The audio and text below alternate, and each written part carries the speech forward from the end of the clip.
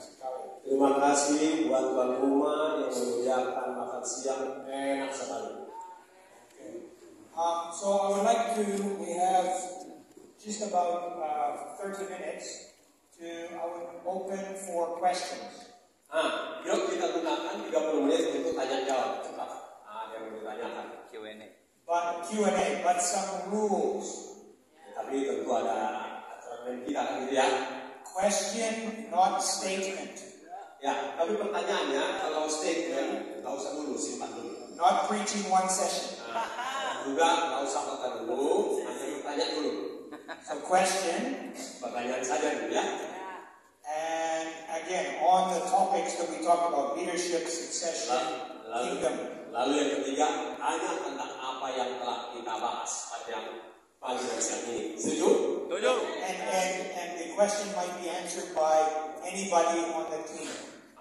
Dan jawaban nanti bisa saja dijawab oleh tim yang ada ini. Ya. I don't have all the answers. That's why God gives us team. Karena saya tidak punya semua jawaban, makanya ada tim. Okay? Okay? Okay. Who wants to be the courageous person with the first question? Pertama yang berani bertanya. Silakan. Have courage. Ya, yang punya semangat dan keberanian. Silakan. Bisa. Pak Iwan. Nama saya Mariswari Purba. Mohon penjelasan sebenarnya tentang panggilan kepada seseorang. Terima kasih. Please explain about a call for a person, for someone. A call. The question for you. There is the general calling of all Christians.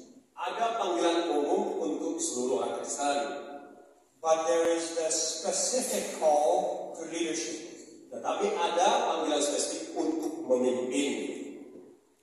And my experience and what I see from the scriptures, pengalaman saya yang saya lihat melalui firman Tuhan, that when we are faithful with the general calling, jika kita setia dengan panggilan yang umum tadi, faithful with the general obedience to the things that Jesus calls all disciples to, ya, setia kepada panggilan yang umum seperti yang diberikan Yesus kepada murid-muridnya, then God will reveal the specific calling. Barulah kemudian Allah akan menyingkapkan panggilan yang spesifik secara pribadi. English expression that it is easier to steer a moving ship. A boat that is moving is easier to direct. So a boat,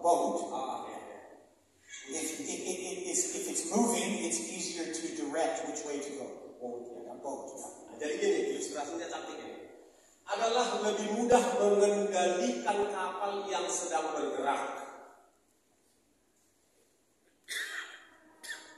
When you're called to a specific thing, like being called to be a pastor, kalau Anda dipanggil untuk sesuatu yang spesifik seperti jadi gembala, there is already evidence of you pastoring within the church family. Selalu ada semacam bukti atau saksi-saksi dari jemaat. So other people can identify the calling on your life. Orang lain bisa kok melihat ada panggilan itu di dalam diri saudara, dalam diri seseorang. So as Brendan said, it's the conviction of the Holy Spirit calling you into ministry. Seperti dikatakan oleh Brendan tadi, ada Roh Kudus yang akan mengkonflik, menginsahkan, memanggil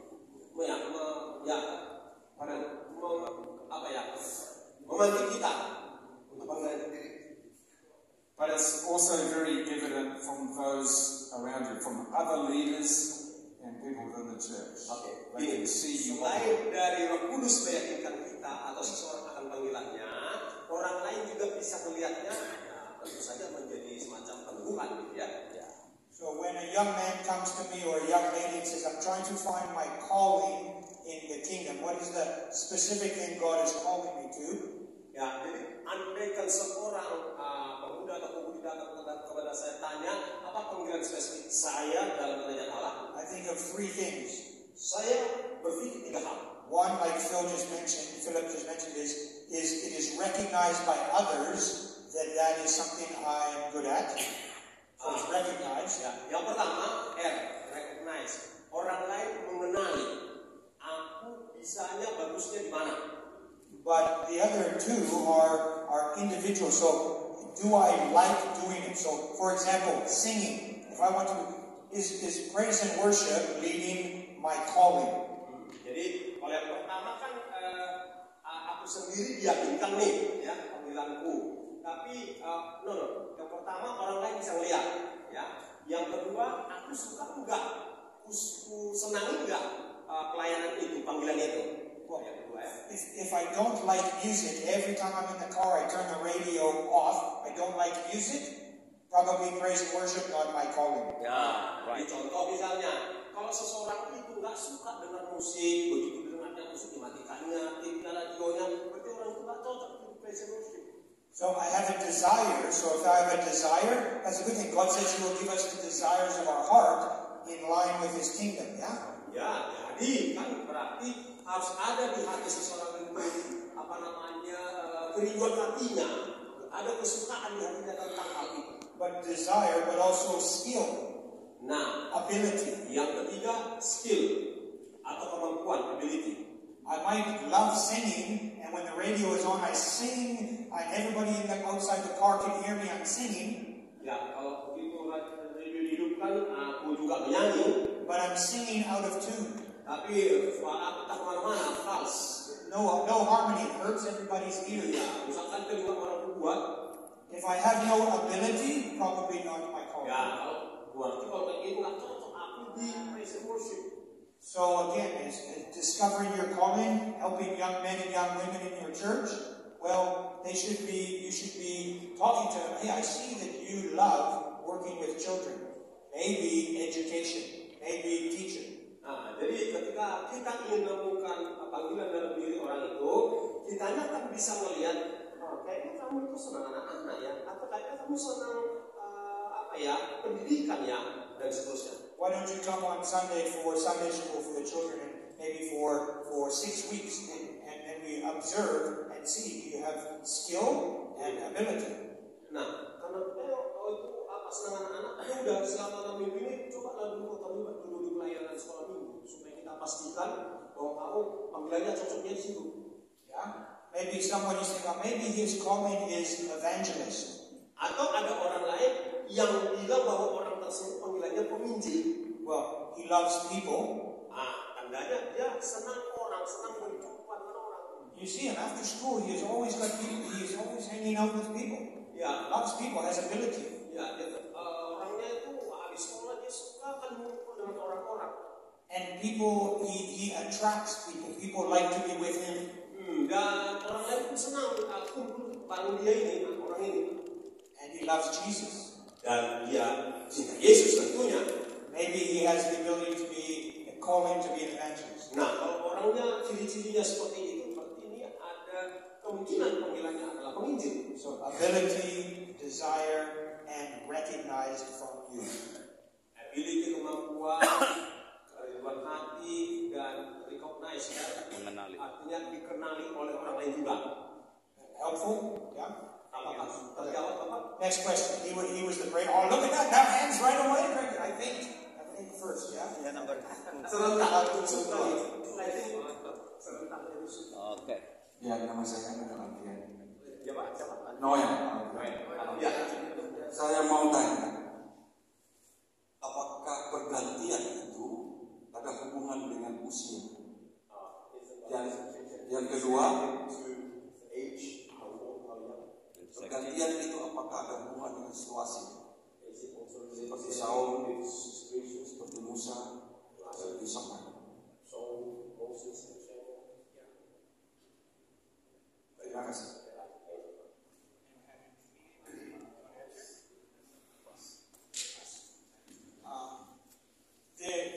The qualification for an elder says it must not be a new convert. 1 Timothy 3 and Titus 1. 1 Timotius 3 dan juga Titus 1 dikatakan untuk seorang menjadi pemimpin atau penatua tentulah yang bukan baru atau baru. So they cannot be young in the faith. Jadi enggak cocok kalau dia masih muda dalam iman. But that does not mean they cannot be young. Tapi bukan berarti dia tidak boleh orang muda. I believe when talking to another pastor, the word in the Al-Kitab for elder is for old person with gray hair. Ya, saya percaya sih asal usul dari kata elder di dalam Alkitab itu ada hubungannya dengan old. Rambutnya sudah mulai kayak saya, agak ada putih. Does not have to be. Nggak harus seperti itu. So, example, our experience in our church, we had a young man, 23 years old. Ada contoh di gereja kami yang muda berusia 23 tahun, become an elder and pastor in the church. Sudah menjadi penatua bahkan jadi gembala di gereja.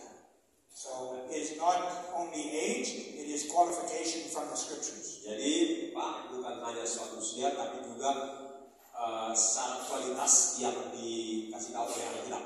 Now, interesting example. Contoh yang menarik. That 23-year-old man, anak muda yang usia 23 tahun itu, is the son of the senior pastor. Putra dari pendeta senior.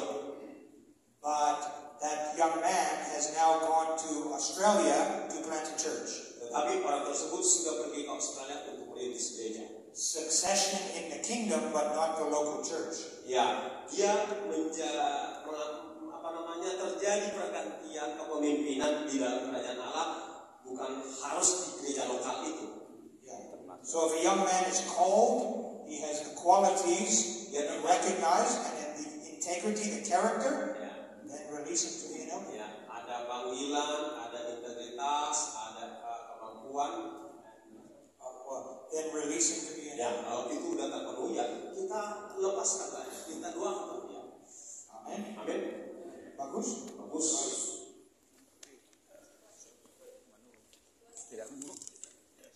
Oke, nama saya Pendeta Gertrude Manurung. Yang saya mau tanyakan, ada beberapa gereja besar, gereja yang jumlahnya ribuan, tetapi ketika didelegasikan pelayanan itu kepada anaknya, banyak jemaat bahkan pelayannya jadi keluar dari gereja itu. Yang menjadi pertanyaan, kenapa bisa terjadi? Padahal mereka sudah tertanam mungkin sudah sekian tahun. Kira-kira itu pertanyaan, kenapa bisa terjadi hal demikian? Okay, thank you. Why? Thank you. Anyone have an answer?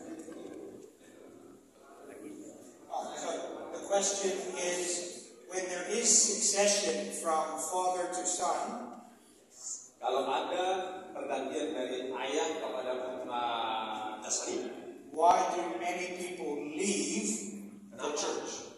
Jadi banyak jemaat yang pergi keluar. Yeah, why? Yang keluar. Some because their season is over. Sebagian penyebab, ya artinya sebagian kasus karena memang musimnya udah selesai. Acts 17 verse 26. Kisah Rasul 17 ayat 26. 17-26. God ordains, God determines the times and the places in which man would live. Ya, Tuhanlah yang menetapkan musimnya kapan orang itu akan pergi. So some of them, jadi sebagian dari mereka, their season at that local church is finished. Ya, musim mereka untuk berada di gereja lokal itu udah berakhir. For some. Sebagian kasus itulah penyebabnya, nggak semua kasus. For some, they were following the man, not Jesus. Sebagian kasus lain, ya karena orang itu mengikuti manusia, bukan mengikuti Tuhan Yesus. Favorit dia pendetanya itu dia. They were following the master. Tapi ada juga seperti ini, ada juga ketika seorang hamba Tuhan, dia delegasikan pelayanan kepada orang lain, bukan kepada anaknya, berkembang. And while in the there is a dedication to spiritual son, and it comes and goes. Yeah. Well, when we build God's way, kalau kita bangun dengan caranya Tuhan, we will have God's results. Kita akan memperoleh hasil yang Tuhan kehendaki. Oke, Ya? Bagus? Bagus. Okay. Okay. Now, a difficult question for John. One difficult question for John. Next. Berikutnya. Ya. Ya. Coba di Bapak Ibu. Ya, terima kasih saya menceritakan sahabat ini. Saya mau bertanya. Nah, saya seperti ya di Sumatera ini sangat jarang sekali mempersiapkan pemimpin berikutnya. Ya, dengan beberapa masalah yang akan terjadi. Bagaimana membuat para pemimpin senior itu mau mempersiapkan dengan sungguh-sungguh untuk pemimpin selanjutnya, karena banyak di antara mereka juga dengan ketakutan tidak mereka persiapkan, dan ada juga yang mereka juga di dalam tidak kurang pengertian lah dengan seperti itu. Jadi para pemimpin banyak sebenarnya kalau saya lihat ketakutan di dalam mempersiapkan daripada pemimpin selanjutnya. Jadi supaya mereka bisa dengan sukacita bisa benar-benar mempersiapkan pemimpin selanjutnya. Terima kasih. Many of the senior pastors do not do that succession because they worry, they are afraid. So the succession is always cancelled. So how could we help the senior pastors so that they're willing to prepare the succession? They feel happy, they feel free to do the succession.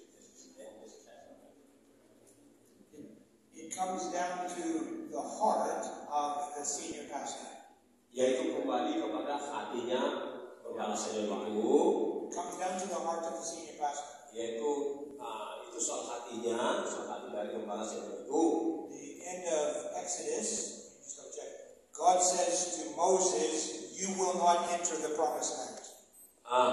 Jadi di bagian akhir dari kitab Keluaran itu Allah bilang ke Musa, kamu tidak akan memasuki tanah perjanjian.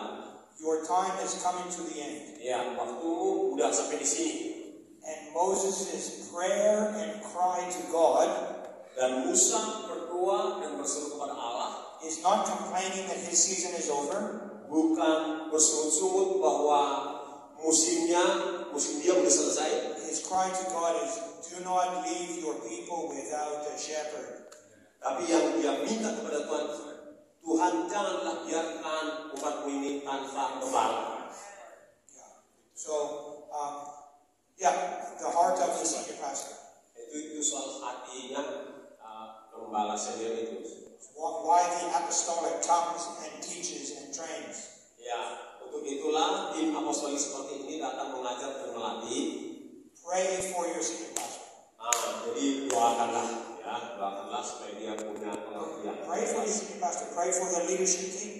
Berdoa juga untuk tim kepemimpinan gereja itu, That they would be reliant on the Holy Spirit. supaya mereka bergantung kepada Roh Kudus.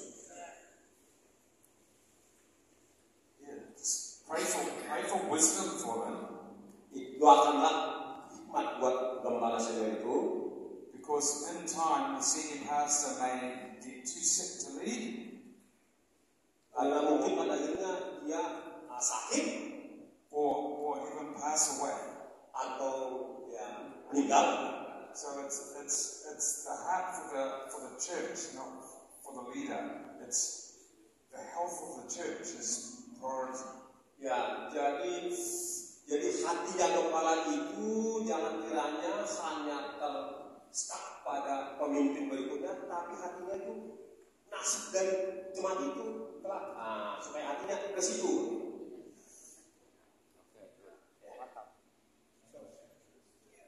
So that verse it wasn't Exodus, it was Deuteronomy chapter 32, Di dalam Ulangan 32, verse 52. ayat 52.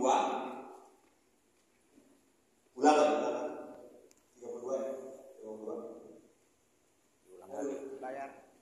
Diulang lagi. Halo teman-teman. Udah. Ya, thank you. Yeah. So that's Moses not going into the promised land, and then he goes on Ini ketika Musa ikut masuk tanah to pray a perjanjian blessing on Israel. dan dia malah berdoa buat masa depan nasib daripada bangsa Israel selanjutnya. And back to